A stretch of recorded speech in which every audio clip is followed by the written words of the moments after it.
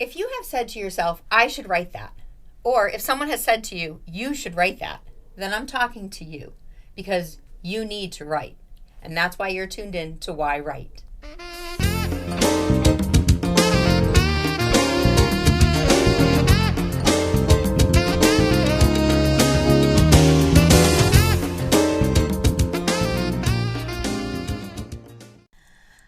Hi, welcome to yWrite. I'm Angela Grout and I'm your host, and I thank you so much for tuning into this episode of yWrite, where I invite different kinds of writers onto the show to share not only what they're writing, but how they did it.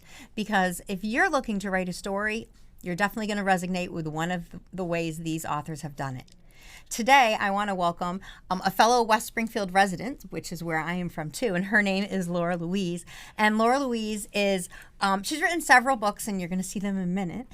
And a lot of them have to do with anti-bullying, so she's got a great message in her books. They're children's books, so wait till you see these illustrations. We are going to talk about her mission to end bullying with the help of her children's stories, and we're going to talk a little bit about the inspiration behind the K-9 that is featured in her book. So I want to take this moment and say welcome to Laura Louise. Hi, good morning. Thank you for having me. Oh, thank you so much for coming in. And congratulations. I mean, we have 4 books here on the table. Yes. You have, written them and published them and marketing them. So, I mean, it's a full journey as an author. You get the inspiration for a story, and then you have to follow through with all of this. That's right. So let me ask you, they're all based on, well, the main character is a canine dog. Yes. So tell us about our canine, this canine. Okay, so Fitzgerald was like our grandson. We didn't have any grandchildren at the time. And while my son was going through the police academy, we had Fitzgerald over the house every day. And he was such a smart and intuitive dog. He gravitated towards the handicapped when my son brought him into a store. And if he could sniff out bullies, he would. Oh, he was that kind of dog. That. He was wonderful. So he could take a bully and just kind of bring him back down and say, calm down, calm down. Yes. So when you first got the idea to start writing these books about, sniffing out bullies and, I love this one, it's the K-9 Academy. Yes. You're talking about, this dog who's, gonna help save the world. Mm-hmm. Did you know it was going to be a children's book? Like, how did you know what this was going to be? Yes, right from the start. It formulated in my head about 6 years ago as I was recovering from breast cancer surgery. And I was reading a lot of books. And there was one thing my mother always taught me is, if someone else can do it, you can do it. So the idea formed, and it morphed and changed over the years. And when I finally decided on the definitive plot plan, I wrote it all down, and I tucked it in a drawer. And 2 years later, I found the editor by chance. It was a family friend. I love the serendipitous moments. Yes, this is all it happens. It just happens in your life. Yes. You're like, oh, will I write this book? How will I do this? And then, knock, knock, someone's there. Yeah, and my family listened to me for years talking about it. And when I spoke to Mary Beth, my editor, she was a high school teacher when I got her master's, and now this was her first book she edited. And we spoke at length over the phone. She lives in Virginia, and she thought it was a great idea and felt it would be a great story to tell. So with that, I found my illustrator, also a family friend. That's where I'm going here, showing these pictures. I mean, the illustration's really clean and crisp. It's really nice. And thank you. It's one thing to find a really good illustrator. It's another thing to find someone who understands what you want done with the story. Yes. And how did you relay that to the illustrator? Well, we spoke at length. You have to have a very good rapport with your illustrator. I wrote down each page exactly what I wanted it to look like, and she did fantastic. no problems. Yeah. I mean, I did a children's book. I did put it on the table, not to take away from yours, but, I did The Day at the Park, and when I, I'll say I commissioned the artist because it ended up being a contract that it was work for hire, which I'm sure, Yes. because you want to own Yes. You the have to make artwork. sure. Yeah. Yeah, you have to make sure. So you did the whole you hired them. These are the pictures you're drawing. These are the pictures I'm buying. Yes. I own them now, even though you were the artist of it. Right. And you've given the artist obviously credit too. Oh yes, and you have to do that. Yeah. They like when we first started, she suggested if you ever want to put his image on pajamas or on a Christmas hat, you own those images. You can do whatever you want with them. Yeah. So it's really important you own those images. Yeah, no, 100%. Yeah. So, now I did the same thing, giving each page, I see a basketball court with girls playing basketball, and then in the background there has to be a swing set because that goes to the next story.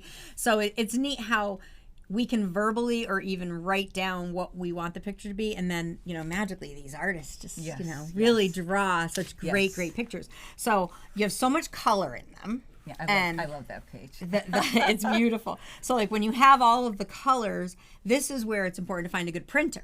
Yes. And how did you get your books printed? Well, that every part of this was a little bit of frustration along the way. The first book took the longest. And Hallie and I tried to get it lifted up to Amazon on our own, and we just couldn't figure it out. They were giving us a tough time. So I said, just let me figure this out. By the way, through this whole process, I did it alone, and I figured it out myself. I didn't ask anyone's opinion or anything. Isn't it lonely? All mine. Yes. It's so lonely and so hard, which is really one of the reasons I started this show, because I wish I had this show to help me. You know what I mean? Like, just to tune in and be like, oh, I want to listen to an episode about someone who published a children's book. How did they do it? Yes. And whether the way you did it or someone else did it would be right for me, I can make that decision.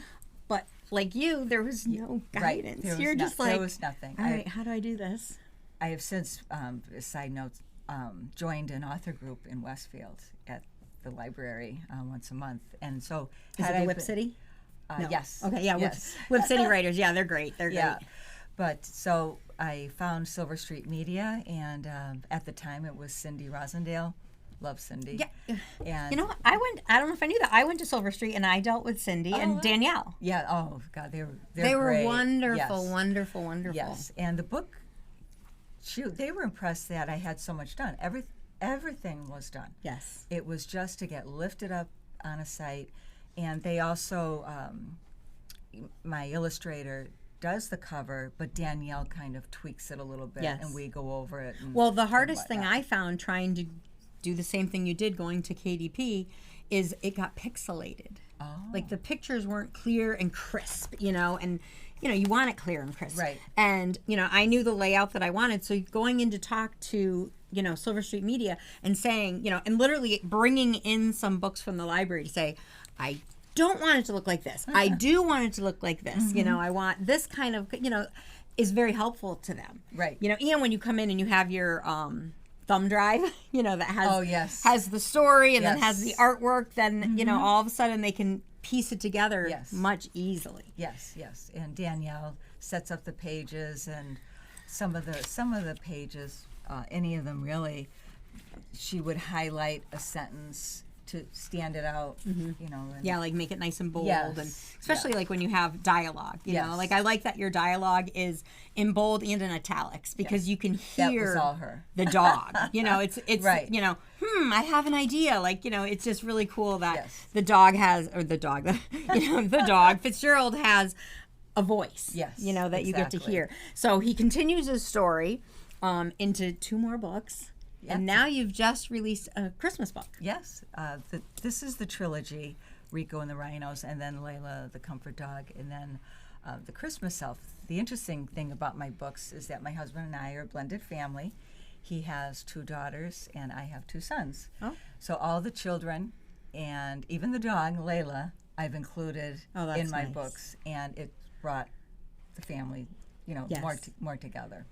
So that's a fun Yeah, thing. and you kept their names. Oh yes. Yes. Oh yes. I actually did the same. I have my nephew Gavin, and my daughter's Molly, and her cousin, who is the same age, and they look like twins, is Millie. So you have Molly and Millie. Oh, cute. And it's just so cool because with Molly and Millie, I mean, I'll go to my mom's house sometimes, and there's pictures on the fridge, and I have to go, which one is that? Oh wow. Like they can look that close. So I love it. I'm like, they're gonna grow up and be able to go bar hopping and be like, we're twins. Yes. All right, very let's not true. talk about bar hopping with them yet.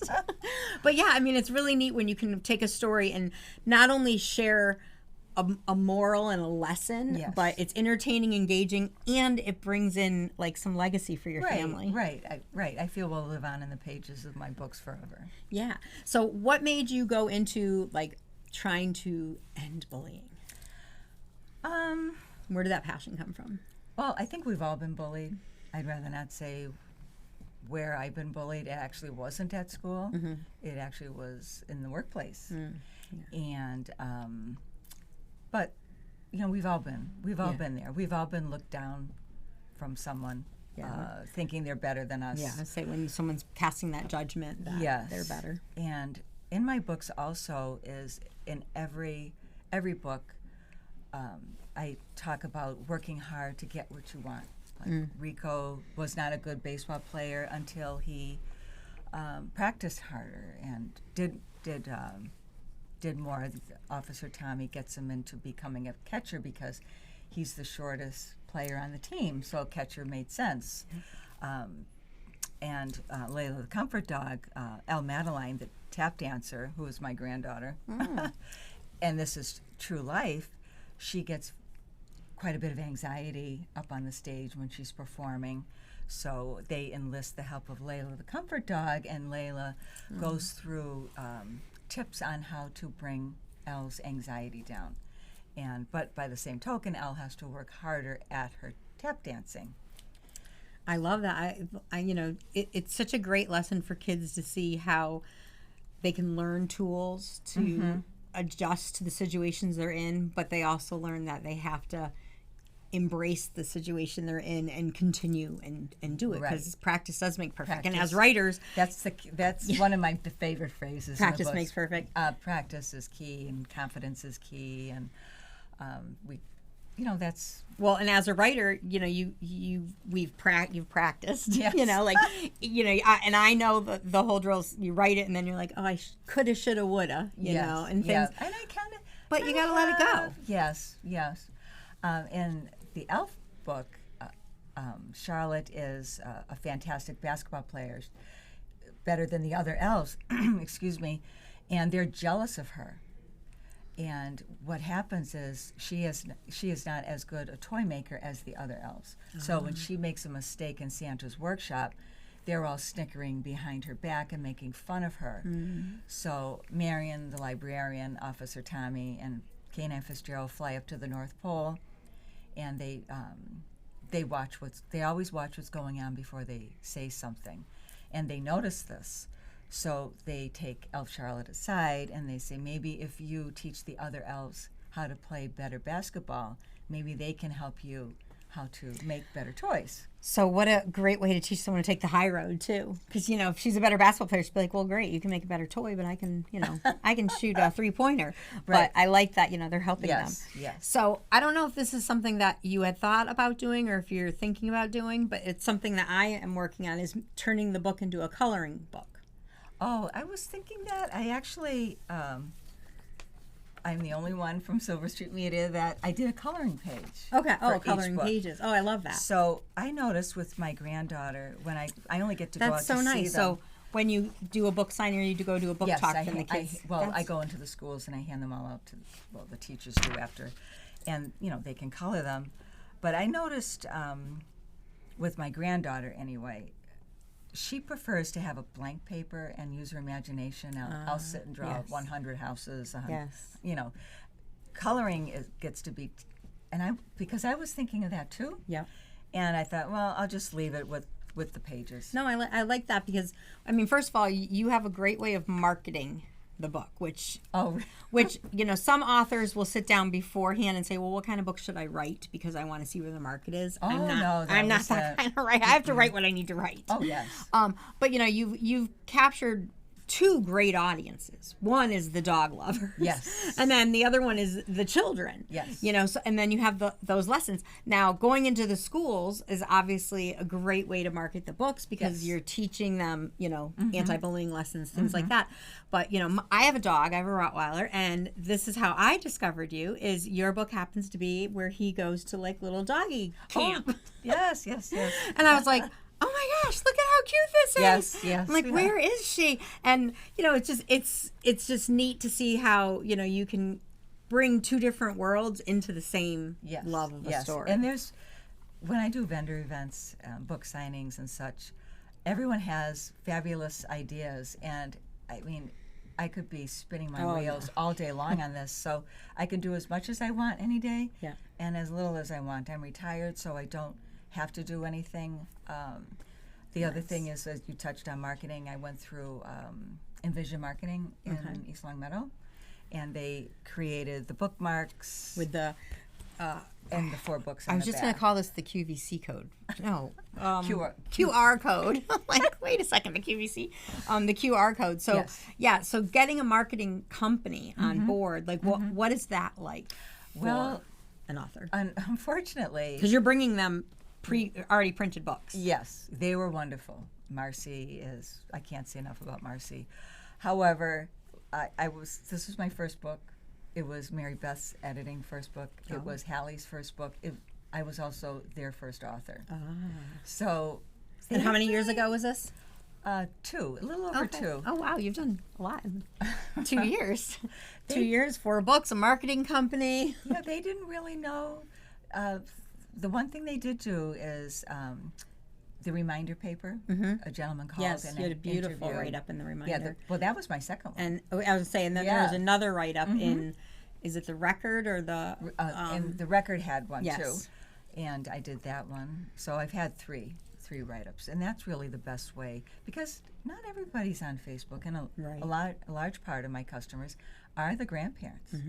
And a book is an easy gift for Christmas, birthdays. You don't have to worry about size. It has a good message. So and it bonds the giver of the book to the recipient, like because they can read it and they'll always have that memory of who gave it to them and when they read it and things like that. And each time you read a book, different things kind of pop out at you, especially as you get older. Like when I was writing A Day at the Park, it literally was just going to be a story about a day at the park. My daughter helped write it. She actually came up with the whole story. She saw me writing. I was working on my book April Rain then, and we were at the park, and she's playing with her friend. And I had brought a picnic basket with stuff, for her to play with, and I'm under a tree writing. And at the end of the day, she's like, "I want to write a book," and I go, "Okay, what's it about?" And she goes, "A Day at the Park." And so I took down dictation. I still have the piece of paper. It's so cute. And then it's like.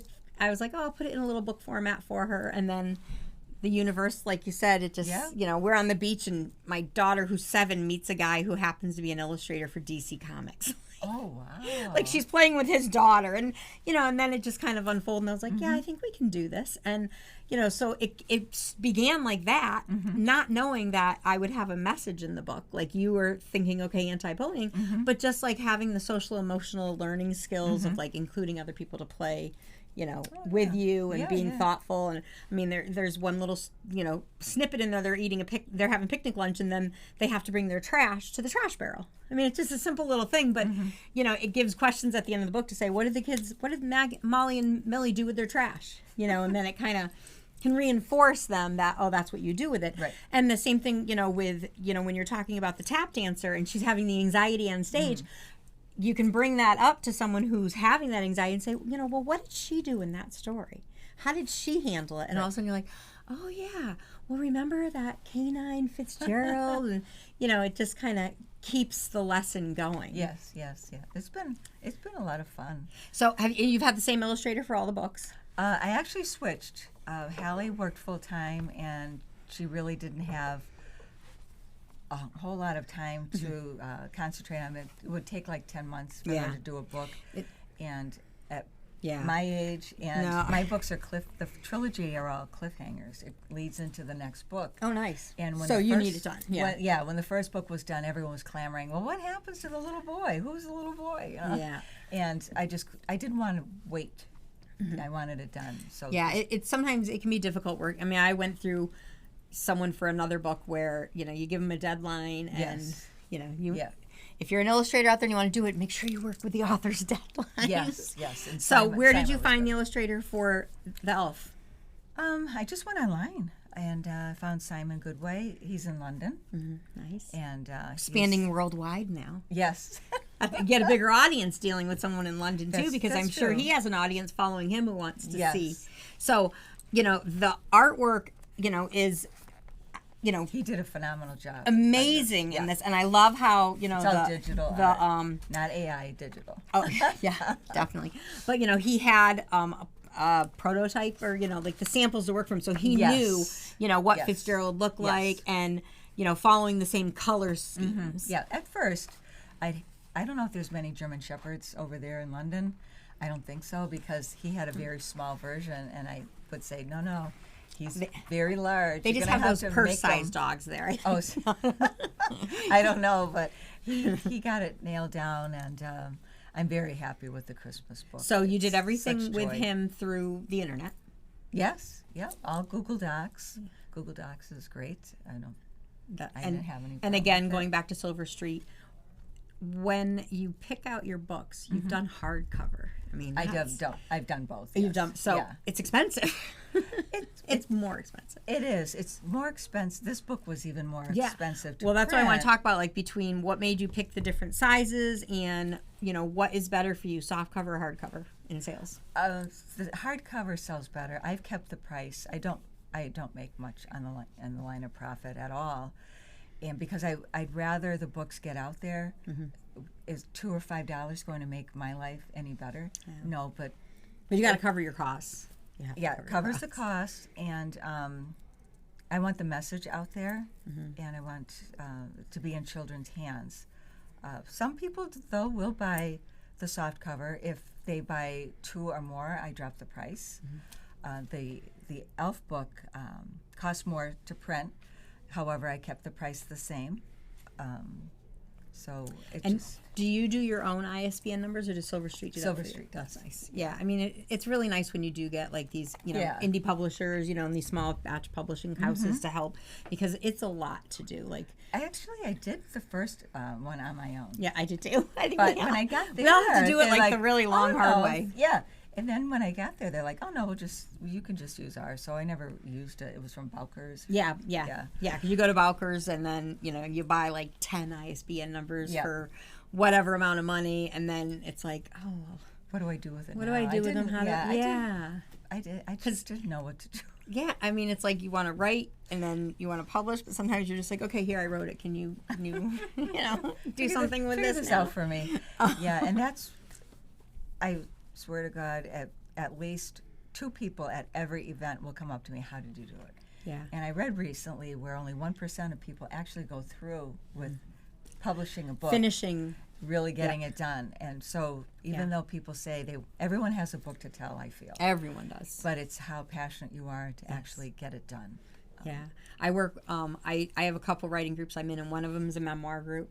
So like a lot of the people who are writing their memoirs, I mean, I've seen them working on them for years. And recently we had one who did get her book published. Now she just did 25 copies for her family. Oh, okay. Like just low key. It's not available for anyone else. But just the fact that she went through to do that, it's such a Right. beautiful gift, because we all say, I want to. Even do scrapbooking with your kids' photos. You're like, I'm going Right. to get to that. And, Right. I don't know what the population is who actually does those scrapbooking, but like you said, writing a book, it's like 1%. And so many people, will even come up to me and be like, oh, you should think about writing this story or that Yeah, I get story. that a and, lot. and I'm like, yeah, that sounds great. I'm like, but why don't you do that? Like, if you're passionate about it, then write the story. I can help coach them through it. I can help, do those things, but I can't write a story unless I'm like, passionate about it. Right, and that brings me back to the subjects. Some of the teachers have broached me with more difficult subjects, maybe to write my 5th book on, And you have to remember, these are read to 4-year-olds. They're read, 7-year-olds can read them. I never wanted to have anything dark and scary. I was going to say, if it's super heavy, they're not going to. Yeah, it's a children's book. It should be some. And I mean, you have great lightness topics. to It's it. light. It's fun. You know, you got the dog in there. You know, so being silly. So when you silly have in that, every book. you know, non-person, you know, Yes. it just makes it much more fun and easy to Yeah. write. So, like we were saying, you get these books into those hands, but you also, you know, have this great opportunity where you help out. I know you're passionate with the YMCA. Yes. And, you know, they are generous enough to have people get these books in their families' hands. Yes. What is your involvement with the YMCA, and how did you get involved with them? Well, I met my husband there many years ago, and we continue to go there. And it's like a family environment when you go to a local YMCA. And when the book first came out, I just retired. I wanted something to do, so I said, hey, let me join the planning committee for the big Christmas party. And they said, sure. So I went to a meeting or two, and then I thought, it just kind of hit me that I think I'll donate my books to one per family as each family comes through. And it's just a wonderful event. There's over 700 children this year so far. That's amazing. That's going to it.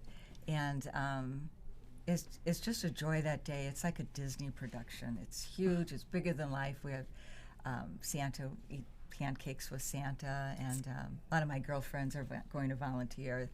So it's just nice to give back, and this will be my 3rd year. And I know last year when I went, I handed out the RICO book, and many people were so happy because the year before they were there for the K-9 so they got book, the continuation, and they were taking pictures of me with the children with the books. That's nice. And it was heartwarming to see that I made a small difference. Yeah, no, I mean, and that's the thing is when you write a story, you want people to read it. You want people to love it, and getting it into their hands can be difficult. Right. You know, because that whole marketing aspect, even if you've hired a marketing firm, it's still, you know, hard. So it's nice that you're involved with, you know, local community, you know, I'm going to say charities, but, you know, just things that you're passionate about you know, you help them, they help you. And I joined a Polish women's league, and I was in their fashion show a couple months ago. Oh, you'd be a great model. You're beautiful and tall. I can see you definitely. But they're doing wonderful, and I try to stay active. Yeah, well, I think sometimes when we retire, and you were a nurse, so Yes. you were very active when you were working, but when you retire, sometimes you think, what am I going to do in retirement? And you get very busy. When you're in the medical field, people gravitate towards you. Yeah. And there's no effort in finding sick people, unfortunately. Yeah. But this is totally opposite. It's me trying to find get the out readers. there. Yeah. So it's totally opposite. And the other thing is when you retire, everyone says, what are you going to do now that you retire? What are you going to do when you retire? And years ago, I had read, I don't know if you know her, Linda Ellis. Mm-hmm. She wrote a poem, The Dash. Oh, yes, I know the dash very well. I'm Yes. sorry I didn't know the... Yes. Yeah. And it's that little dash on your tombstone from the day you were born to the day What did you you died. do with your dash? Yeah. What did you do? I And always that said... resonated with me. I would say big time. the dash is this. It's the binding of a book Yes. that then you open up and you read. Yes. Yeah. You know, like... I'm a mother, wife, Yeah. and I wanted to do something different with that dash. And, I have a loving family, but I just wanted to do something else. I can't even describe it, but Yes, that's it. I totally understand. I don't know how to say I understand. Again, it's something you can't express in words, but it's something that if you're called to do it, you're going to do it. Yes, You know, we and went to it happens. a wake this past year, and when we went into the parking lot was full, and I said to my husband, she had a good dash. And that's what it's all about. Yeah. Oh, well, I'm so glad that you've taken time in your dash to come onto yWrite and share your story about, writing and the passion and the how, because, there's going to be someone in our audience who is sitting home by themselves like we were once going, I have to do this all by myself. How do I do this? And, thank God for the internet where we can Google things, but it's still, just you get lost. So how can somebody reach out if they want to get more information on you or have you come for a book signing, or where can they buy your books? So my books are available on Amazon or Silver Street Media. If you are on Facebook, you can go to my author page. I have a business page, and which I don't know if you do, but I run ads off my page. Yes. And so they can contact me there. So it's Laura Louise, author. And You're Laura Louise, author. I'm Author A.M. Grout. I think it's just that, Laura Louise, to be honest, but it says author at the top. I didn't know how to do it. I depend on the young ones in the family. Well, it's hard, because you have, Facebook and all these different social media things is so overwhelming, and even just being able to manage your pages, because like each of my books has their own page. So, because if I want to talk about just that book, especially, they're all different, like, so, whereas you have a continuation, series. So, it's just like, okay, which one am I going to kind of talk about today or promote or, just give a little inside information on that they didn't know before. Right. So, well, thank you so much for coming into the studio today. This was wonderful. Excited for you to be releasing this book and getting everybody, their copies this Christmas so that they can read it. And I'm sure you're going to be doing more in the future, so we can't wait to hear about that. Okay. All right. So I will put all the links in the chat or whatever down below for the YouTube and all the streaming channels so that you can go and buy her books directly and find out more information for her. And, now that we're sitting here saying, okay, it's time for the show to end, which is always so sad, I want to just say thank you so much for tuning into yWrite. And this is the part of the program where, I'm going to say to you, get your pen out, set your timer, because I'm going to give you a writing prompt because you're going to start writing today. We were talking about lessons that make a difference in the world. And, she's talking about anti-bullying and some anxiety. What is the stress that you have? What is something that you may, I don't want to say suffer from, but something that you kind of battle? Are you a procrastinator? Is there something that, you aren't comfortable being in a crowd or something? Take a few minutes and just start writing about what that is and maybe how you can make yourself comfortable in those situations. So, if you just pick up your pen, set that timer for 10 minutes, just write down, I know sometimes I'm procrastinating, and things I can do to stop procrastinating are, and make your list or tell me why, or tell yourself why you're procrastinating. Get that pen writing so that you can stop procrastinating the book that's in you that needs to come out. Have a great day. I will see you next time on yWrite, and thanks for watching. Bye.